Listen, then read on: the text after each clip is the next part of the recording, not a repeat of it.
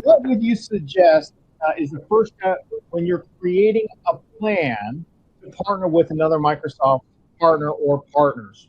Helane, do you mind if I go with you first? Yeah, glad to. I'll give you a little more than our first step, but uh, I will also refer you to the transformation journey that the assets that I was telling you about, and we'll put a link in the window for everybody.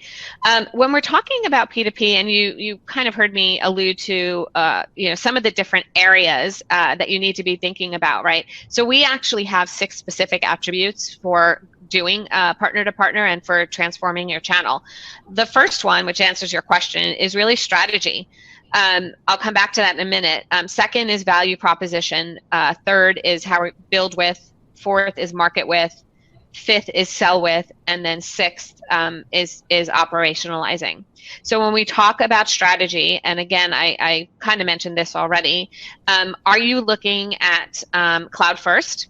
Our customers are really demanding more innovation. They're looking for more expertise, and they're looking for a cloud first solution.